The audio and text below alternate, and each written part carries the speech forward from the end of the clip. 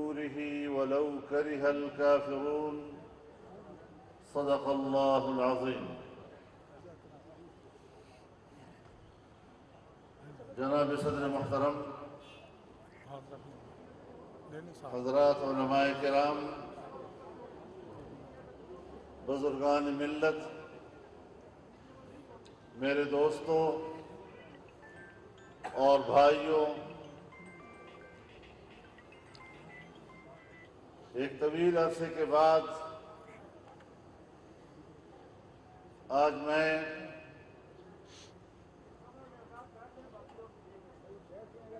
اہل مری سے مخاطب ہو رہا ہوں۔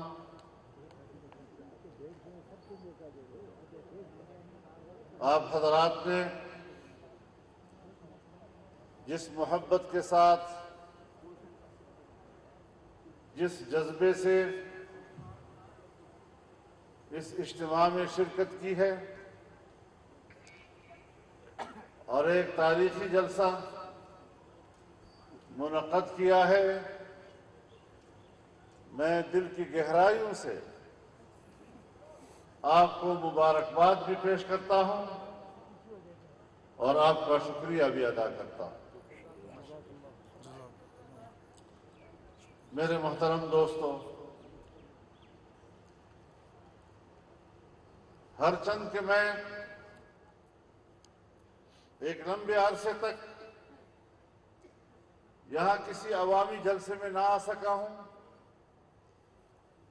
لیکن آج کا اجتماع یہ بتلا رہا ہے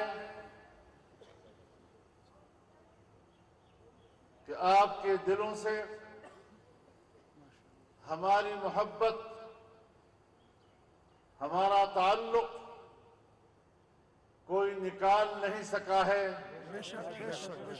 اور انشاءاللہ یہ تعلق اب کے اور بھی مضبوط ہوگا، اور بھی مضبوط ہوگا۔ میرے محترم دوستوں، ہمیں ماضی میں بہت سے چیلنجوں کا سامنا کرنا پڑا ہے۔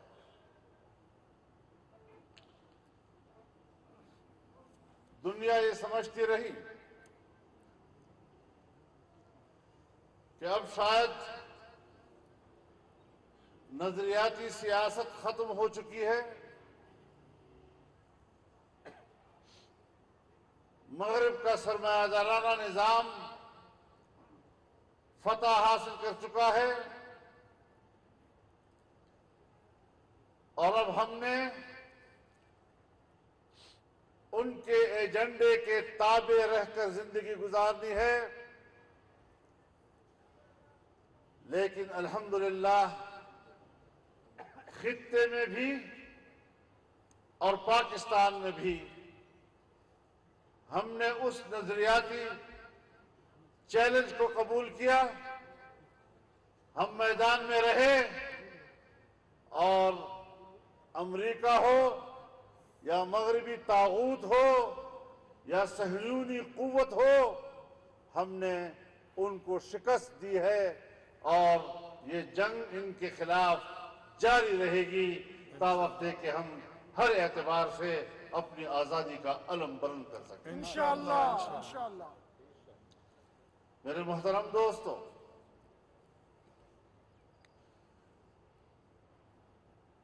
ریاست کے لیے دو چیزوں کی ضرورت ہوا کرتی ہے، ایک مستحکم معیشت کی اور ایک امن و امان کی۔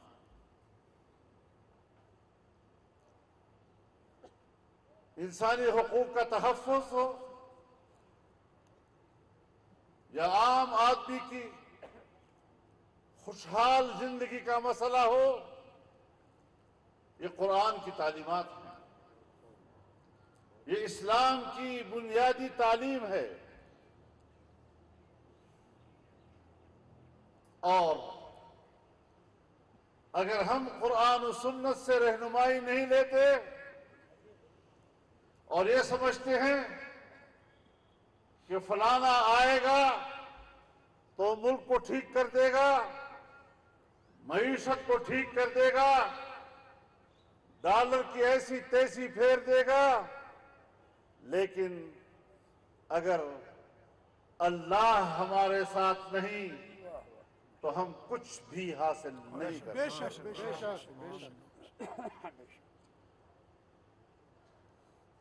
हमें इस महाज पर जंग लड़नी है। बहुत हो चुका। 75 साल पहले हमने ये मुल्क हासिल किया ला इलाहा इल्लल्लाह के नारे से। मुसलमानों ने इस वतन अजीज को हासिल करने के लिए ला इलाहा इल्लल्लाह की उम्मीद पर, ला इलाहा इल्लल्लाह के निजाम की उम्मीद पर अपनी जानें निछावर की। हमारी माओं और बहनों ने अपनी इस्मतें निछावर की।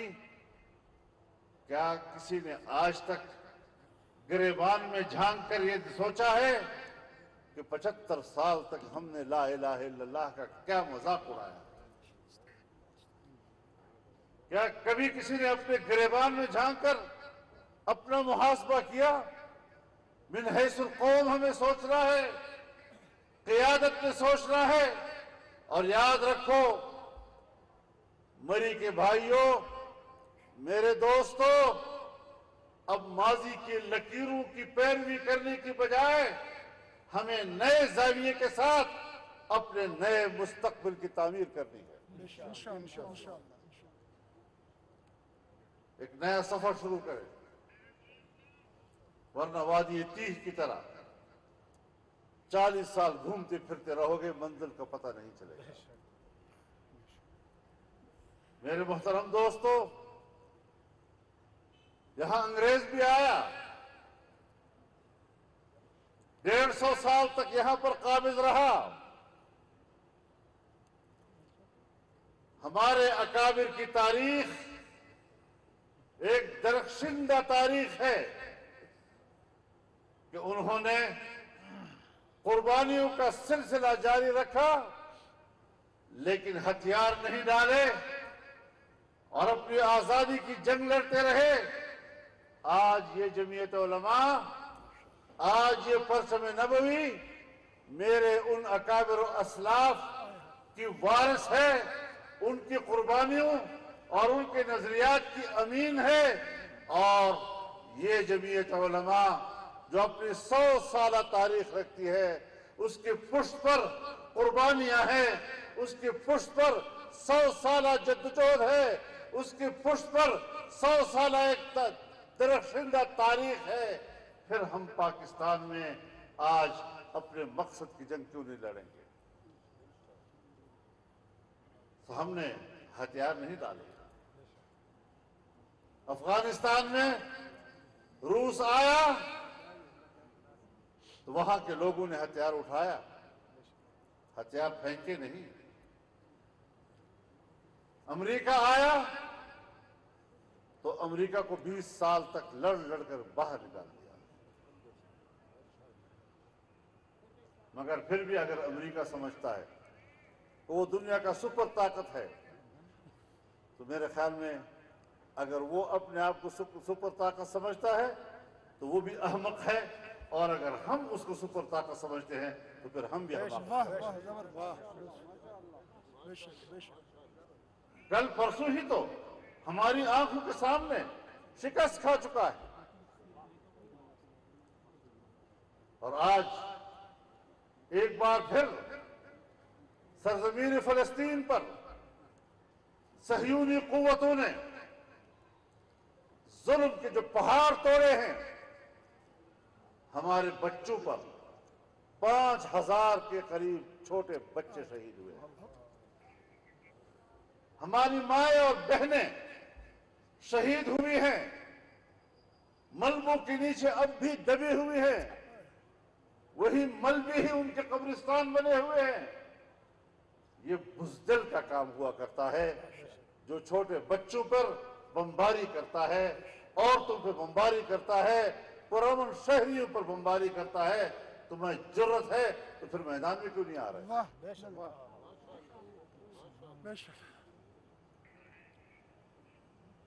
لوگ بڑے بڑے فلسفوں میں جا رہے ہیں، بحث کر رہے ہیں، جدلیات لڑا رہے ہیں۔ ہم تو صاف بات کرتے ہیں، المسلم اخو المسلم لا يظلمه ولا يسلمه۔ مسلمان مسلمان کا بھائی ہے، جناب رسول اللہ صلی اللہ علیہ وسلم نے فرمایا، نہ خود اس کے اوپر ظلم کرتا ہے اور نہ کسی کے ظلم کے لیے اس کے سپرد کرتا ہے۔ اہل فلسطین ہمارے بھائی ہیں، اور آج پوری امت مسلمہ پر فرض بنتا ہے کہ وہ اپنے بھائیوں کے ساتھ کھڑے ہو جائے، جانی قربانی ہو، مالی قربانی ہو، اخلاقی حمایت ہو، سیاسی حمایت ہو، اور آج خدا خدا کر کے اسلامی تنظیم کانفرنس کا سربراہی اجلاس بھی ہو رہا ہے۔ میں آپ کی اجازت سے انہیں یہ پیغام دینا چاہتا ہوں کہ آج امت مسلمہ اکٹھی ہے، خیال رکھو کمزور موقف مت دکھانا۔ اگر امریکہ اور مغربی دنیا اپنے بحری بیڑے لا کر صہیونی قوتوں کی حمایت کر سکتا ہے، ان کے شانہ بشانہ لڑنے کے لیے آ سکتا ہے، تو پھر مسلمان برادری اس کو کیا سانپ سونگ گیا ہے کہ وہ اپنے گھروں میں صرف رونے ہی کے لیے ہیں اور میدان میں نکلنے کے لیے نہیں۔ میرے محترم دوستو، اگر افغانستان کے محاذ پر ہمارے بھائیوں پر تکلیف آئی، ہم شانہ بشانہ کھڑے رہے۔ آج اگر فلسطین کے مسلمانوں پر ایک مشکل گھڑی آئی ہے، پوری دنیا کے مسلمان کا فرض ہے کہ ان کے شانہ بشانہ کھڑا ہو جائے۔ اور جمعیت علماء اسلام نے پشاور میں جلسہ کیا، کوئٹہ میں جلسہ کیا، کراچی میں جلسہ کیا، اور انسانیت دور دور تک پھیلی ہوئی نظر آ رہی تھی۔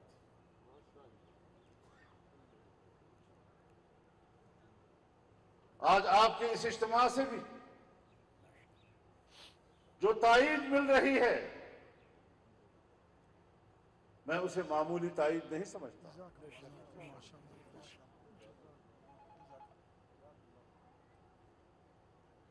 مسلمان امت کیا چاہتی ہے؟ اسلامی قیادت نے مسلمانوں کے جذبات کو دیکھنا ہے، اور امریکہ، خود امریکہ میں وہاں کے عوام نے اس ظلم کے خلاف مظاہرے کیے، برطانیہ میں مظاہرے ہوئے ہیں، فرانس میں مظاہرے ہوئے ہیں، اور اپنی حکومتوں پہ تنقید کی ہے۔ جو کچھ آج ہو رہا ہے وہ دنیا کے عوام کی رائے کے مطابق نہیں ہو رہا۔ ہم اسلامی تنظیم کانفرنس سے امید رکھتے ہیں کہ وہ جرأت مندانہ موقف لے اور براہ راست اپنے بھائیوں کے ساتھ شانہ بشانہ کھڑے ہونے کا اعلان کرے۔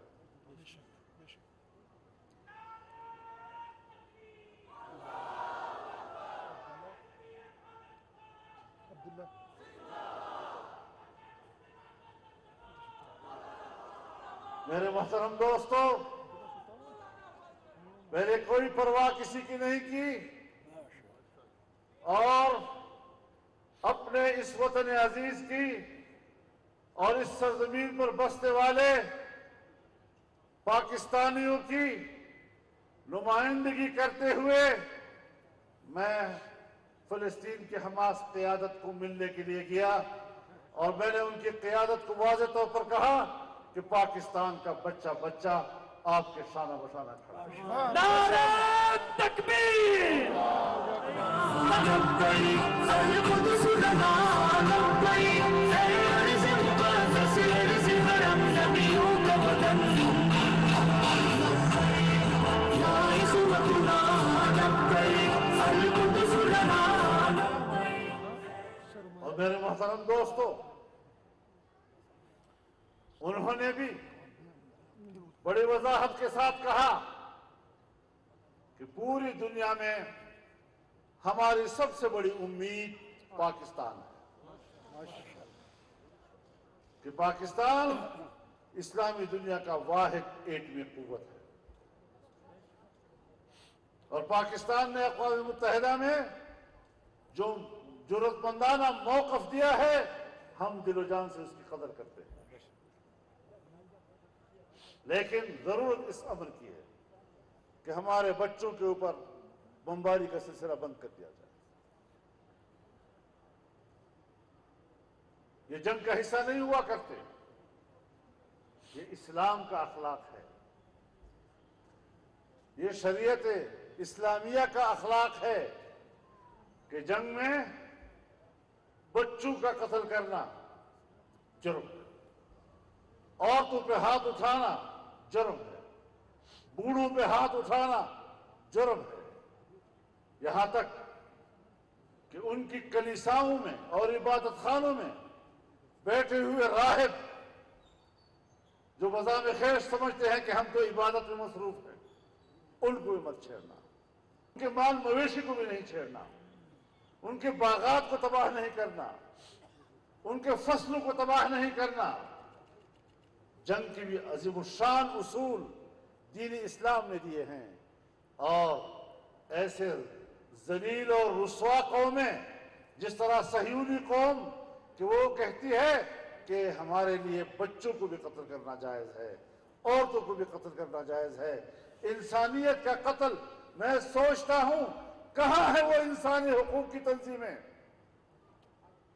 آج اگر ہم یہاں پر جلسے میں ایک سخت لفظ کہہ دیں، پوری دنیا کی مغربی دنیا، ان کے این جی اوز، ان کے انسانی حقوق کی تنظیمیں وہ ہمارے پیچھے پڑ جاتی ہیں، یہ بڑے شدت پسند ہیں، آتنکواد ہیں۔ بابا ہم جب برصغیر پر انگریز کا قبضہ تھا تو اس وقت بھی لڑے تھے نا۔ میں انڈیا کو بتانا چاہتا ہوں کہ ہندوستان والوں، وہ تاریخ تو آپ کی اور ہماری مشترک ہے، تم اپنی تاریخ بھی بھول گئے ہو، تم اپنے آباء و اجداد اور ان کی قربانیوں کو بھی جھٹلا رہے ہو، تم نہرو اور گاندھی کو بھی جھٹلا رہے ہو۔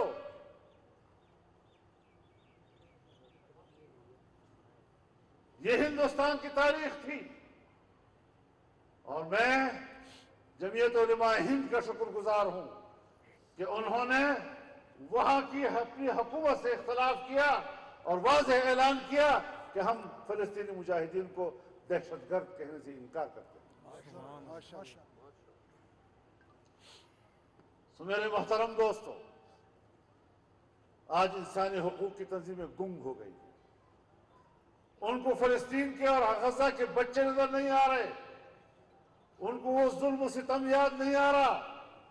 امریکہ جب بھی بات کرتا ہے انسانی حقوق کی بات کرتا ہے، کس چیز کے انسانی حقوق؟ وہ انسانی حقوق جو گوانٹانامو میں اس کے مناظر ہم نے دیکھے تھے، جہاں پر انہیں جنیوا کنونشن کے تحت قیدیوں کے حقوق بھی ان کو نہیں دیے گئے اور انکار کیا گیا، برہنہ کر کے لٹا کر امریکی فوجی ان کے پشت پر بیٹھ کر سگریٹ پیا کرتے تھے، برفوں پر لٹاتے تھے، اور آج بھی باگرام کے عقوبت خانوں میں دیواروں پر ان کا خون نظر آ رہا ہے۔ تم نے عراق میں ابو غریب جیل میں کیا کیا؟ زندہ انسانوں پر کتے چھوڑے اور کتے ان کو نوچتے رہے. یہ تمہارے انسانی حقوق ہیں. تمہارے سمندروں میں کھڑے بحری بیڑوں کے اندر جو عقوبت خانے ہیں اور جس طرح انسانیت کے ساتھ کیا، تمہارے تو انگ انگ سے انسان کا خون ٹپک رہا ہے. آپ کس بنیاد پر انسانی حق کی بات کرتے ہیں؟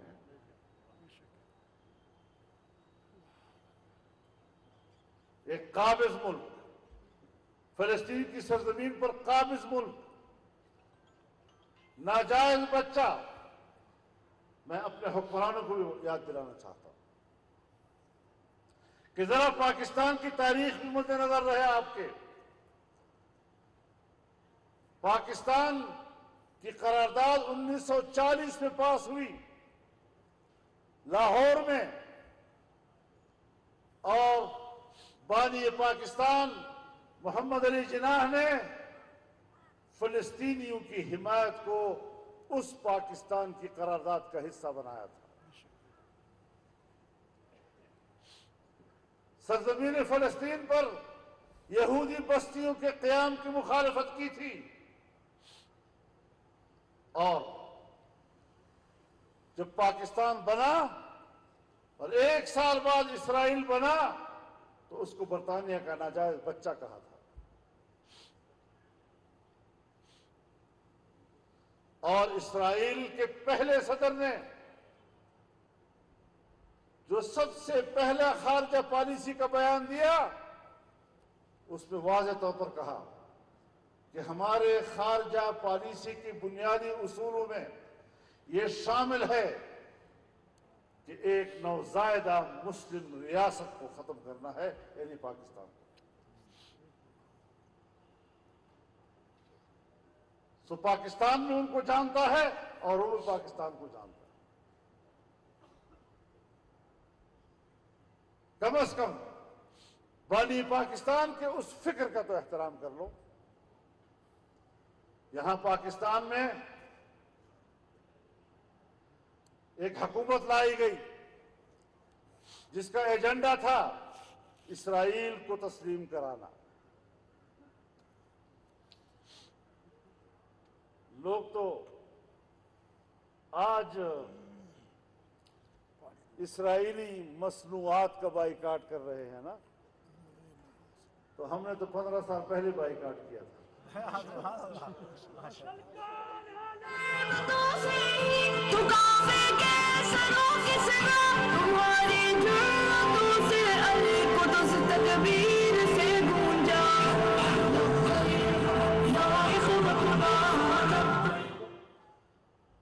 میرے محترم دوستو،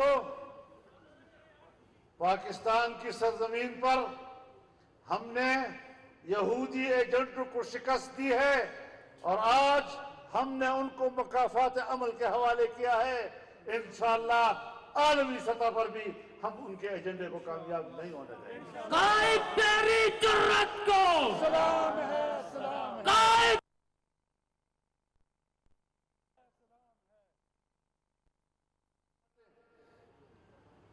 سب مہنگائی بہت بڑھ گئی ہے.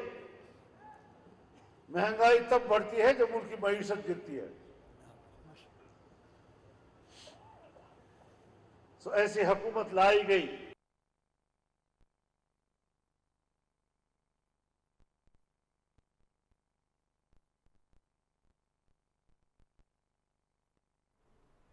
جمعیت علماء اسلام کے سربراہ مولانا فضل الرحمان مری میں جلسے سے خطاب کر رہے ہیں. ان کا کہنا ہے کہ جلسے میں بھرپور شرکت کرنے پر اہلیان مری کا شکریہ ادا کرتا ہوں. ماضی میں بہت سے چیلنجز کا سامنا رہا. JUI نظریاتی سیاست پر یقین رکھتی ہے. بھئی پاکستان کا کشمیر پر ایک موقف ہے، ایک واضح موقف جو اقوام متحدہ میں ریکارڈ کرایا گیا ہے، سلامتی کونسل کے قرارداد کے تابع ہے. آپ کون ہوتے ہیں کہ کرسی ملی نہیں اور آپ کشمیر کو 3 حصوں میں تقسیم کرنے کی بات کرتے ہیں؟ اس کا معنی یہ ہے کہ یہ آپ کے ایجنڈے میں شامل ہے. سو اسرائیل کو تسلیم کرانا یہ بھی ان کے ایجنڈے میں شامل ہے. ملک کی معیشت کو تباہ کرنا اور پاکستان کو تقسیم کرنا یہ بھی ان کے ایجنڈے میں شامل تھا. اور آپ نہ مانیں, آپ پھر گھر میں جا کر بحث کریں کہ یہ تو فضل الرحمان کوئی ضرورت سے زیادہ ہی بات کر رہا تھا. لیکن کب تک بحث کرو گے؟ ایک دن تمہارے سامنے یہ بات آ جائے گی. سو ہم نے ملک کو بچانے کی جنگ لڑی ہے. اور جب پاکستان دیوالیہ پن کے کنارے لگ رہا تھا اور قریب تھا کہ دنیا پاکستان کو دیوالیہ قرار دے, اور کوئی ملک پاکستان کو 1 روپیہ بھی مدد نہ دے, کیونکہ ایک دیوالیہ ملک کو کون مدد دیتا ہے؟ تو پھر تب جا کر سب کی آنکھیں کھلی. پہلے صرف ہم کہتے تھے یہ فتنہ ہے, اب جس سے بات کرو کہتے ہیں وہ فتنہ. قائد تیری بصیرت کو پہلے صرف ہم کہتے تھے یہ بیرونی ایجنڈا لے کر آئے ہیں, آج سب کہتے ہیں یہ تو باہر کے ایجنڈے تھے. ہم نے اس ایجنڈے کو ناکام بنایا ہے. اور میں نے جب ابھی عدم اعتماد نہیں آیا تھا اور جب نئی حکومت نہیں بنی تھی تو میں نے بڑے بڑے جلسوں میں یہ بات کہی تھی کہ ملک کی معیشت اب اس حد تک گر چکی ہے کہ نئی حکومت اس کو دوبارہ سنبھالا نہیں دے سکی. صرف اتنا سنبھالا ہم نے دیا 1.5 سال میں کہ دیوالیہ پن سے نکال دیا, مشکل سے. لیکن ابھی تک چیلنجز موجود ہیں. اگر ملک کی معیشت کے بہتری کی طرف کچھ اشارات ملے بھی ہیں تب بھی ابھی تک عام آدمی کو اس کے ثمرات نہیں مل رہے. ضرورت اس امر کی ہے کہ پاکستان میں ایک مستحکم حکومت آئے, ایک مضبوط حکومت آئے, اور قوم السرنو ایک نئے زاویے کے ساتھ یہ سوچے کہ آنے والا مستقبل کس کے حوالے کرنا ہے. اگر ہم نے اپنے صفوں سے ان قوتوں کو شکست دے کر میدان سیاست سے باہر نہ کیا, اگر ہم نے ان قوتوں کو سمندر برد نہ کیا, تو یاد رکھیں پھر آپ یہاں بیٹھے ہوں گے اور سوچ رہے ہوں گے کہ کسی نے آ کر ہمیں کہا تھا تو ہم نے یقین نہیں کیا. تو اپنے آپ کو سنبھالنا ہے. بہت مشکل سے ہم سفر کر رہے ہیں, اور آج چین جیسا دوست جس نے سب سے پہلے پاکستان پر اعتماد کیا اور اپنی نئی اقتصادی پالیسیوں پر عمل درآمد پاکستان سے شروع کیا, سی پیک سے شروع کیا, تم نے سب سے پہلے اس سی پیک کو منجمد کر دیا. تمام میگا پروجیکٹس کو آپ نے منجمد کر دیا. اور وہ دوست جس کو ہم سمجھتے تھے کہ ہماری دوستی تو کو ہمالیہ سے بھی بلند ہے, بحر الکاہل سے بھی گہری ہے, لوہے سے بھی مضبوط ہے, شہد سے بھی میٹھی ہے, آج وہ کہتا ہے کہ اگر پھر ملک میں اس طرح کے صادق اور امین آتے ہیں تو ہم پاکستان میں اپنا پیسہ ضائع کرنے کے لیے تیار نہیں. سعودی عرب ہمارا دوست, ہر مشکل میں اعتماد پر پورا اترنے والا ملک, آج وہ بھی سہما بیٹھا ہے کہ اگر آئندہ الیکشن میں پھر کوئی اس طرح کا امین اور صادق آتا ہے تو پھر ہماری توبہ, ہم پاکستان میں پیسہ ضائع نہیں کر سکتے.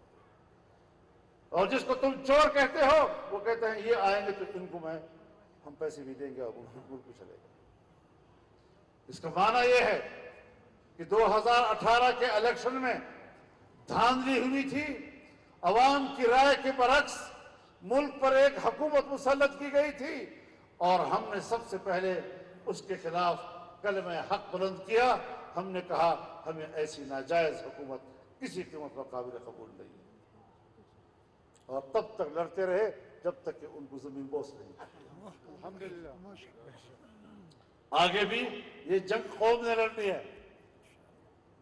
یہاں آئین ہے, یہاں قانون ہے, یہاں جمہوریت ہے, यहाँ मुमलिकत के निज़ाम में अवाम की शराकत है, उसकी राय है, तो आप हजरात ने अपनी राय तब्दील करनी होगी। आपने इस मुल्क के लिए सोचना होगा। अभी इलेक्शन का ऐलान हो चुके हैं, तो एक बार फिर जिम्मेदारी आप पे आ गई। हम तो बतौर जमात के अपना नजरिया पेश करेंगे, लेकिन फैसले की घड़ी फिर आपके पास आ गई। तो आपने सोचना है कि अपने मुल्क का मुस्तकबिल किसके हवाले करता है। यकीनन तवील मुद्दत पॉलिसियों के नतीजे में हम इन बहरानों से निकल सकते हैं। तो मेरे मोहतरम दोस्तों, हम मैदान में हैं, मैदान में आगे बढ़ेंगे और ये जंग इंशाअल्लाह हम जीतेंगे। इंशाअल्लाह। अल्लाह के कलमे को सरबुलंद करने के लिए इस पाकिस्तान को एक हकीकी इस्लामी फलाही रियासत बनाने के लिए और हकीकी मानों में कुरान और सुन्नत पर मबनी एक निज़ाम जब तक मुल्क में नहीं आएगा, हमें कोई खैर के दिन की उम्मीद नहीं रखनी चाहिए। चंद एक दिन की खुशी आ जाती है, लेकिन सुकून की जिंदगी नहीं मिलती। हर वक्त रहता है आज क्या हो जाएगा तो कल क्या हो जाएगा। तो इंशाअल्लाह अज़ीज़ जमीयत उलमा इस्लाम मैदान में है और मैदान में रहेगी इंशाअल्लाह।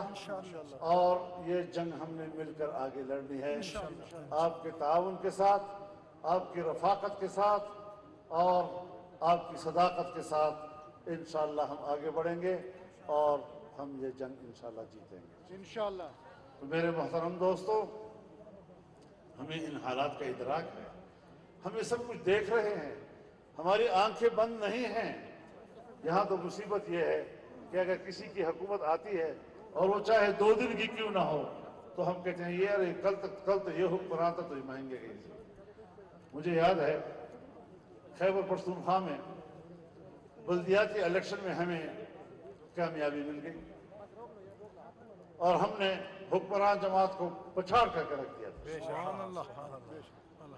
तो हमारे एक साथी से टीवी इंटरव्यू में एक एंकर पूछती है, एंकर साहिबा वो पूछती है, अब तो सूबे में आपने बल्दियाती इलेक्शन जीत लिया है, अब तो महंगाई खत्म कर देंगे ना आप। अब आप बताएं, पॉलिसियां बनाना बल्दियाती इदारों का काम होता है, काउंसिल का काम होता है।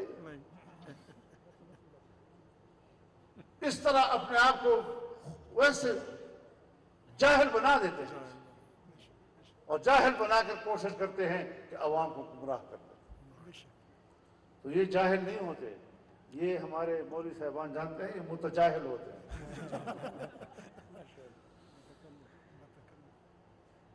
इस किस्म की चीजों में मत नहीं आना और बड़े इस्तकामत के साथ अल्लाह पर तवक्कुल करते हुए पूरी खुद एतमादी के साथ जमीयत उलमा के परचम को बुलंद करते हुए हमने आगे बढ़ना है। अल्लाह ताला कामयाबी उससे सरफराज फरमाए और पाकिस्तान को अल्लाह ताला कुरान और सुन्नत का गहवारा बनाए, यहाँ पर माश खुशहाली लाए, यहाँ तरक्की लाए और पाकिस्तान को अल्लाह ताला उन कुव्वतों से निजात दे जो दर हकीकत वो यहूदी के लिए, सहयूनी के लिए और बैरूनी एजेंडे के लिए काम करते हैं। व आखिर दावाना अल्हम्दुलिल्लाहि रब्बिल आलमीन। जमीयत उलमा इस्लाम के सरबराह मौलाना फजलुर रहमान मरी में जलसे से खिताब कर रहे थे। उन्होंने कहा कि माजी में बहुत से चैलेंजेस का सामना कर रहा, JUI नजरियाती सियासत पर यकीन रखती है। सब्सक्राइब करें और बेल दबाएं ताकि कोई खबर रह न जाए।